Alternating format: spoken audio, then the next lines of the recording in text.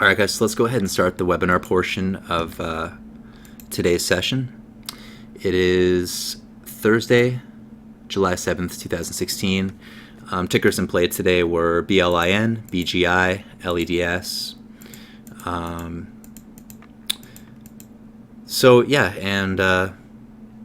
That's pretty much it. So let's just go ahead and start right from the top here with BLIN.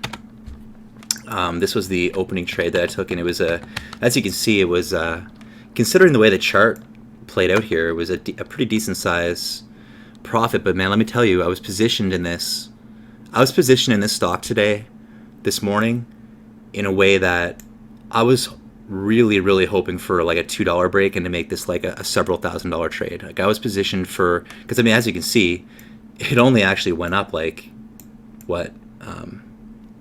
Let me see where my first entry was in this one today. It was sorry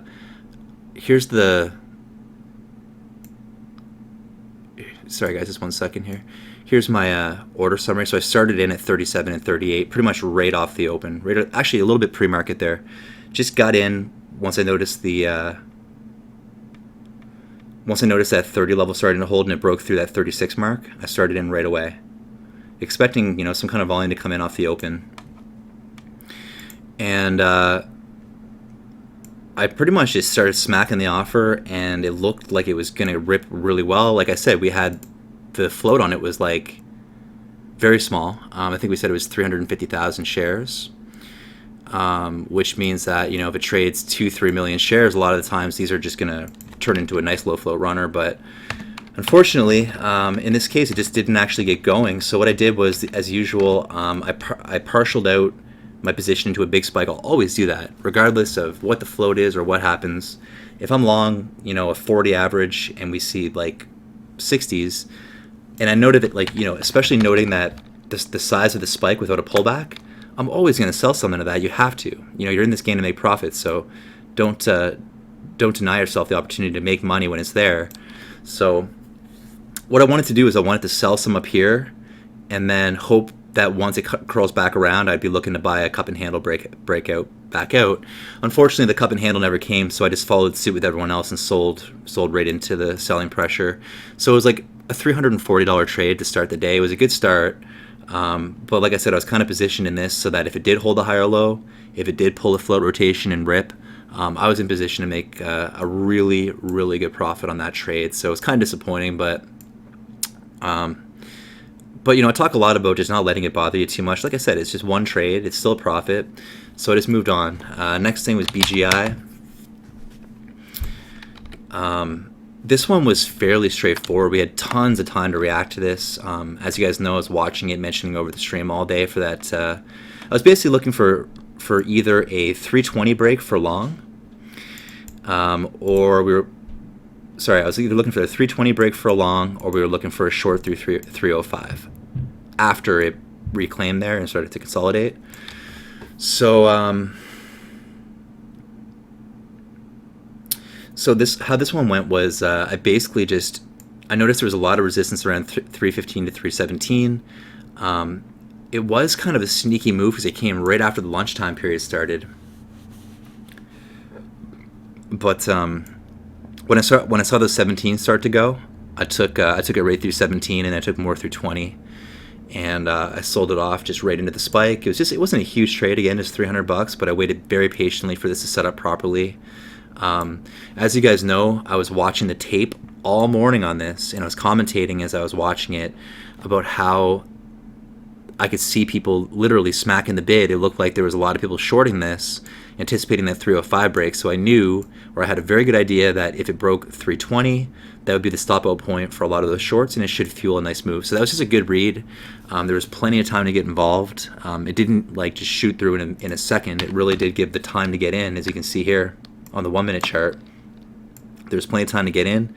So I took my first position right there through 317, and then it actually dipped back to 16, and then as it ripped through 20, I took the rest. I sold this one in 3 parts. I think I sold half into pretty quickly in this 35 area, and then I sold a little more into low 40s, and I think the rest just into this dip got me out right there, back through 30s, 39. And then another really good tape read happened shortly thereafter. We were watching as it came back around, and it was setting up for like a cup and handle breakout.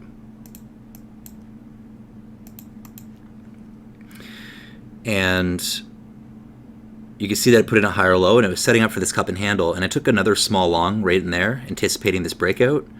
But if you remember correctly, it broke through 50, and then there was just a total lack of follow-through momentum.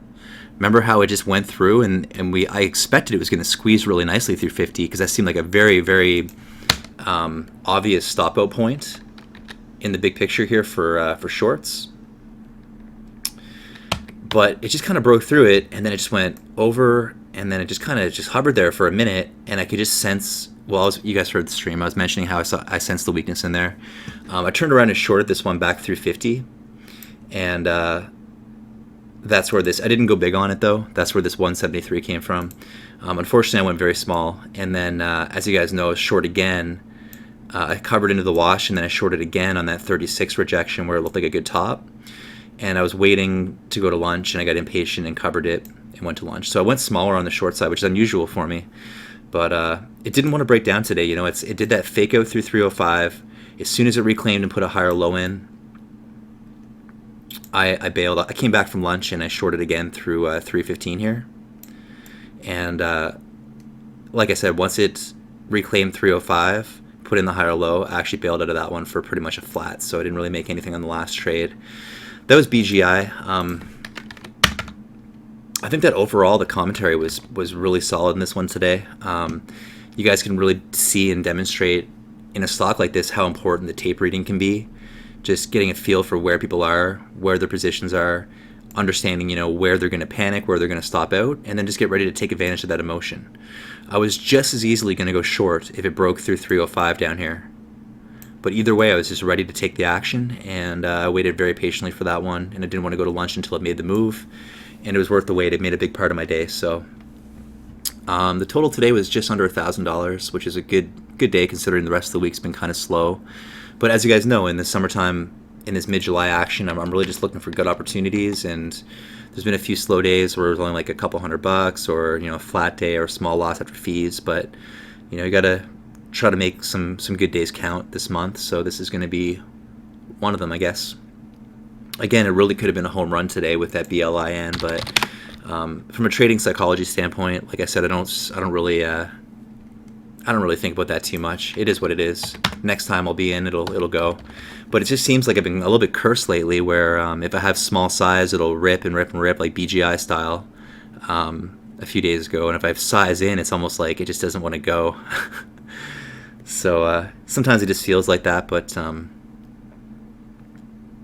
like I said, we'll get the next one. In hindsight, this made a really good short. I didn't think that there was enough overhead supply on this one to really get this far down. So that was a really, really big sell-off after it turned out to be a really good short opportunity. In hindsight, at the time, I didn't really feel like it was worth it to short it. So again, I just thought there wasn't enough time trading over $1.40 to get enough overhead to really sell it off. But I guess there must have been some bag holders in this that were taking this opportunity to exit.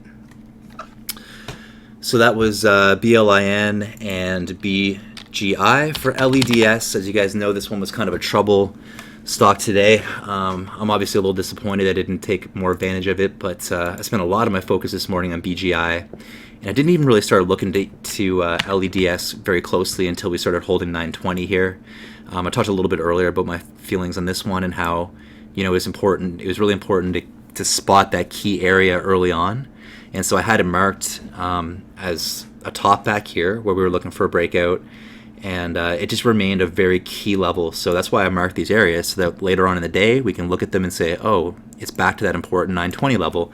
And this is especially important, like for example, if we were shorting it, because there was, as you guys know, there was no shorts with ETC clearing today, but a lot of times when I see a position like a spot like this where there's an over under and then it's like heavy at 1060, and then I notice a lower high come in and it puts that short wedge. As you know, this is one of my favorite short patterns. So this wedge might have triggered me in if I was able to short it, and if it did, this 920 support that I marked from earlier would definitely trigger me to cover a bunch. And then if it couldn't get through it and it starts to reclaim, I know I need to get out. So I'm not sure how many people that were on the short side were watching that, but as you can see from the action late day today, a lot of shorts got squeezed on this. You could tell there was a big surplus of shorts that got really crushed on this.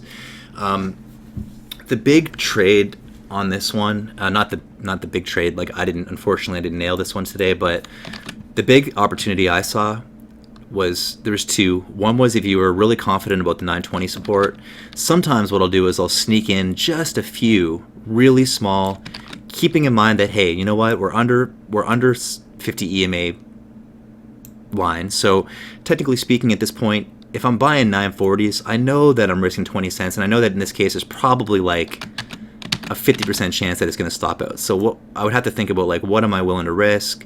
You know, maybe just $60 or $80, something very small, depending on how my day is going, just to be in. This is how you can really hit a home run sometimes, is if you get in a little early with a very small amount, and then as it shapes up with higher lows, you keep adding a little bit, add a little bit, and then set up for breakout. Unfortunately, in this case, I did not get in early.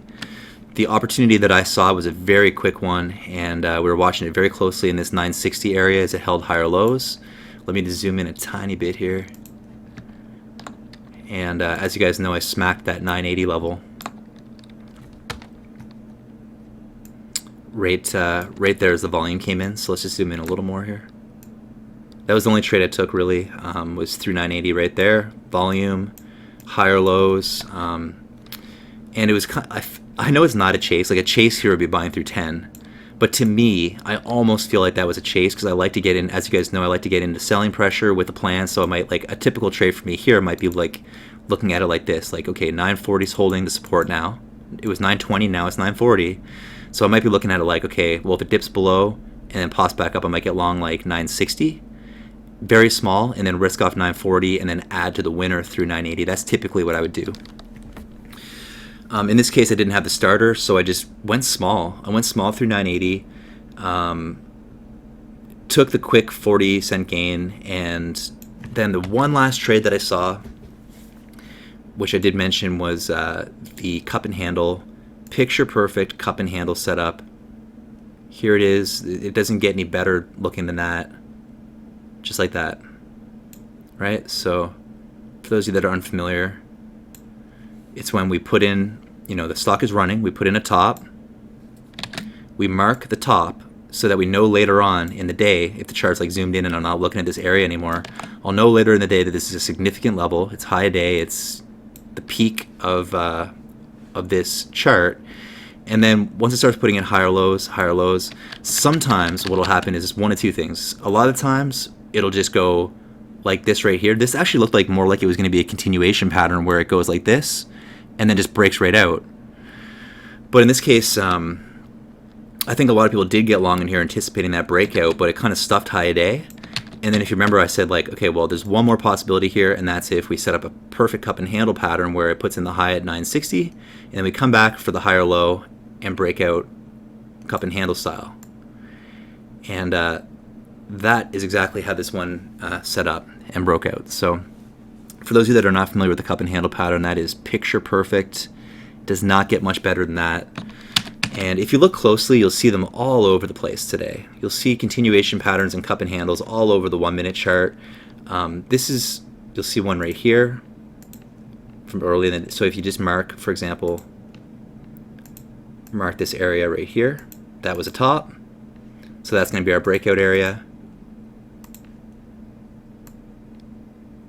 And this one didn't make the full cup, but it held the higher low, and then it's set up for the breakout. So just be, again, I think that's the number one setup that a lot of you guys should be looking for on all different types of stocks, whether it's a small cap or a higher price stock. These setups are good because they give you a clear risk area. In this case, VWAP down here at 760. When it starts to put in the higher lows, you can sneak in small and just have that set risk, know exactly what you're playing off of, and just let the trade work for you. Don't worry about adding shares until you get more advanced. And yeah, as you can see, the 50 EMA worked really well for support, and then once it broke 50 EMA, it put that triangle wedge reversed, and then once we reclaimed it, it was back in action again. So I put a lot of emphasis on that 50 EMA on the 1 minute. It's very similar to the 9 EMA on your 5 minute chart. And the reason I like it so much is because it works for me. You know, like it's a very good indicator to let you know where momentum is shifting. Right there is where, you know, it fully reversed for a little while. But always be paying attention and close attention to key levels of support and resistance, and that's why I always have these lines on my chart, so we know where these important levels are to keep watching. And just one last thing is that when a stock is over 50 EMA in the 5-minute, I'm gonna, you know, if I was short here, I'd be very cautious. To me, the true backside is not till for me, the backside, I'm looking for shorts. I'll start on the 9 EMA break, but it's not a full-on reversal for me. Like this is a short-term reversal, but it's not a full-on momentum shift to me until it breaks 50 EMA and VWAP on the 5-minute. So sorry for the shaky webinar today, guys. I'm pretty exhausted. We traded all day long. I didn't really take a break at all, so I'm definitely a little tired. I hope the explanations on these trades helped a little bit. I hope you guys had a good day today. I hope for a lot of you guys, for a stock like LEDS, you didn't really like try to aggressively trade it. There's very few, like as you know, for JB, he was looking for a trigger, he didn't quite get it, and then he just left it, and that's super admirable, man. There's a reason why he's so consistently profitable, is because he just doesn't let the emotions get the best of him. For me, I just couldn't let it go. I had to take that 80. I knew I wanted to get involved in this one, and I was willing to pay a little more for it. So as you guys know, I chased it through 80. I say chased, but it wasn't really a chase. It made sense to me in terms of risk versus reward, but it was just kind of a risky spot to get in, because if it's stuff there, man, it really would have pulled the rug quickly. So that's sort of how I was looking at that. And if you were looking for a risk reward scenario on the end of day cup and handle, I would say the way to look at that is, well, if it breaks high a day, it's going to be probably, like if it breaks that 1070, it's probably going to rip to 11. So if you're looking at that 10 over under down here as your buy area, you might have got in at like 910 or something, and you're risking off like, sorry, you might have gotten at like 1010 and risk off 990. So you know you're risking 20 cents, but if it does curl back around and if it breaks through, you're risking like 20 cents for the potential reward is around $1. So risk reward scenario there makes sense. If you find that you're having a little trouble with getting comfortable taking the trades, like having a little trouble or getting comfortable like scaling in with a plan, here's my advice. Try doing it, and I mean if you're newer to trading, literally do it 50 shares, 20 shares. Basically nothing that's going to kill you. It's not going to make you rich, but it's not going to wipe your account if you're wrong. But what it'll do is it'll get some real money in the market, and it'll show you, it'll give you that confidence. It'll help you build confidence as you let it work for you, and you'll be less emotional. The problem is, if you're new to trading and you take like 500 shares of a stock like this, you're going to be very emotional. Because if it spikes down 20 cents, that's $200, which to a new trader, that's actually, probably kind of a crappy loss to take. I know that when I first started, $200 was a devastating amount to lose in one trade. So keep your risk very, very tight. My advice is, if you're brand new or if you're just trying to build some confidence or get some ideas, flowing, and you want to get involved, try a small amount, maybe 100 shares, maybe even 50 or 20, just whatever it is. Something that you're not going to be emotional over, so you can really just let the stock work for you and let the trade work for you. I think that, guys, I've sized down. I have sized down for July, because July, as you know, this week has been slower. The month, well, we're 7 days into the month, and June was a pretty big month for me.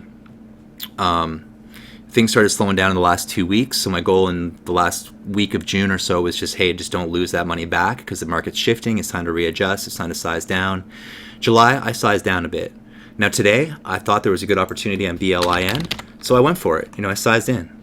I started with a few thousand shares of this, and I was willing to add, if it's held higher lows and it was going to turn into a low flow runner, I was ready to add and really make this one count. So there are going to be the occasional trades where I'm willing to, I'm looking to make something. Like often in the summer, my entire month, like a month of July, I might be grinding it out at like $200-300 a day net, and then just one day I'll make like $2 or $3 grand, on a big trade that makes sense to me, that the risk is proper and it makes sense to do it. But When it doesn't work out, I'm still looking to take a small profit, which is what happened on BLIN. So I'm just making sure that I don't let winning trades turn into losers, and I'm making sure that I'm using smaller size when the market is in this sort of choppy July action, unless there is a particular opportunity where, for example, LEDS, significant volume. Doesn't matter if we're in the middle of July. A stock like this is doing volume, is trading great. It would trade the same way as it would in September. So if the opportunity is there, if the volume's there, I'll trade it like any other stock I would any other time of the year. But on any average day where volume's low and it's like summertime, you know how like some days, like as soon as 11:30 hits, it's like everyone's just gone, and then all there's left is a few algos and market makers shoving the price around. Well, then I try to slow down. You know, I really put my trading rules into effect in the mid afternoon. I'll stop trading between basically 12 and 1 p.m. if there's nothing happening. But on a day like today, when there's opportunity, LEDS is moving, BLIN this morning, and then BGI. I wanted to keep my eyes on BGI, so I'll stay all day if I have to, and it's worth it at the end of the day to be focused. So before I let you guys go, was there anything else? Was there anything you guys want me to cover? Anything we can do to help, or any questions that you'd like me to answer?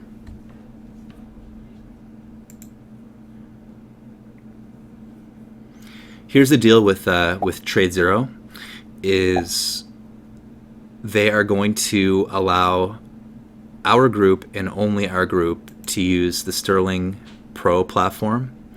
So I will be setting that up hopefully by next week. Shane's going to be the first one in there. Shane's going to have it set up before me most likely, and we'll see how it goes. I think it's going to be a great. I think I'm really excited. I think it's going to be a good thing. I do think that for the newer traders, I think you should just go with the cheap Zero Pro platform if you're trading with them, because it doesn't really make sense to be paying like $300. It's going to be over $300 a month to have Sterling Pro platform plus data. So I mean, if you're brand new, dude, like for sure, just stick with the Zero Pro platform until you know what you're doing, until you start making some good trades, and then once you're ready, you're going to want a better platform. You can switch up to Sterling with us. But it doesn't make sense to pay that much overhead when you're just scalping and getting in and out for like a couple hundred shares here and there and just learning. Learn as cheap as you can. That's what this is all about. This is about a daily webinar where I can show you exactly what I did, exactly what I'm doing, save you thousands of dollars on DVDs. I'm going to, I help you guys out one-on-one. We give live commentary all day long. This is the place to learn cheap and to learn effectively. Tape reading, chart patterns, risk management, everything that JB and I do every single day is learned here in this environment. And on top of that, we have access to a very cheap broker that gives us a great deal. So if you can take advantage of that, of course, only if you're outside the US, I highly recommend it. Just for the sheer fact that your overhead monthly cost is $69 a month for the platform, and with data, and that's like as good as it gets. And then free limit order trades, which is like phenomenal. And as you guys know, I explained to you guys before the deal with them. It's very, very good. So with that all said, guys, I'm exhausted. It's been a crazy day. I wish I could say it was a better day, but it's a green day nonetheless. I put all my marbles in that BLIN trade, hoping for a big push, and it looks like LEDS was a big winner today, where I made minute profits relative to the moves, but nonetheless, it was all pretty well executed today. I kept my losses very, very tight today. So I'm happy overall with how I performed, and I hope tomorrow we can just roll this into Friday and call it a good week. Thanks a lot, guys. Webinar will be up on the website as usual. Probably shortly. I'll probably just put it up right away. Have a great night, guys. We will see you all first thing tomorrow. Cheers.